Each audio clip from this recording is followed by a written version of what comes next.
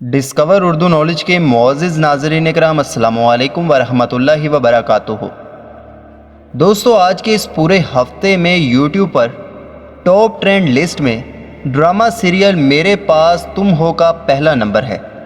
और last episode में एक डायलॉग बोला गया था हुमायूं सईद की जानिब से कि आप मुझे 50 मिलियन रुपए दे रहे थे इस 2 टके की औरत के लिए। थी तो ये औरत ज़ात की तजलील, मगर इसकी तरफ किसी का ध्यान नहीं गया।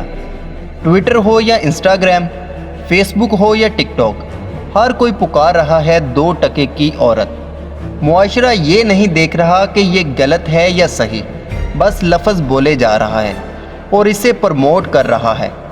याद रखिएगा, औरत बहन हो तो भाई की इज़्ज़त होती है, औरत बीवी हो तो खावंद के ईमान की मुहाफिज होती है, औरत माँ हो तो खुदा ने उसके पैरों तले जन्नत रखी है, औरत बेटी हो तो लोग मिसाल देते हैं कि सिर्फ नसीब से डरते हैं, नहीं तो सबसे ज़्यादा और बेटों से भी ज़्यादा बेटियां ही ख्याल रखती हैं।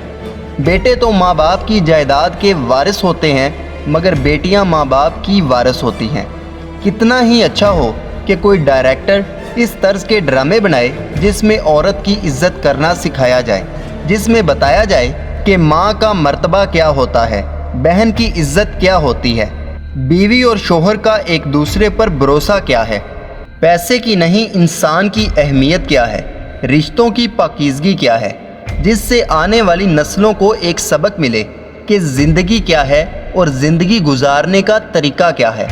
आप सब लोग जानते होंगे 3 अक्टूबर 2003 को एक इंडियन फिल्म बागबान रिलीज़ हुई थी, जिसमें दिखाया गया था कि माँ और बाप कैसे बच्चों की खुशियों के लिए दिन रात एक कर देते हैं। उनकी खुशियाँ पूरी करते करते अपनी खुशियाँ भूल जाते हैं, मगर बुढ़ापे में वो माँ बाप उन बच्चों के लिए बोझ बन जाते हैं। ये फिल्म नहीं थी, हमारे और हमारे घरों की कहानी थी, जिसे देखकर नई नस्ल को एक सबक हासिल होता था। मगर आज नई नस्ल को ये सिखाया जा रहा है कि औरत सिर्फ 2 टके की होती है, और हमारा मुआशरा सीख भी गया है कि औरत सिर्फ 2 टके की होती है।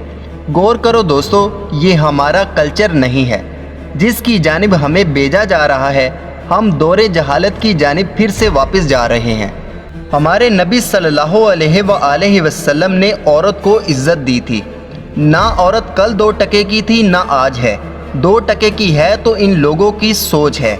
इसी दौर के बारे में प्यारे आका सल्लल्लाहु अलैहि वसल्लम ने आज से 1400 साल पहले फरमाया था और दज्जाल के फितने के बारे में आगाह किया था कि उस फितने में लोगों को ये लगेगा कि वो हक़ पर हैं, लेकिन वो हक़ पर नहीं होंगे। फितनों की बारिश होगी और लोग गलत और सही का मतलब भूल जाएंगे। क्या आज हम ऐसा नहीं कर रहे?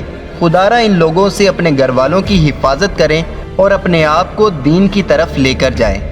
तो दोस्तों, उम्मीद करता हूँ कि आज की ये कोशिश आपको यकीनन पसंद आई होगी। अपना और अपने दोस्तों का ख्याल रखिए। अल्लाह हाफिज़। अल्लाह निगहबान।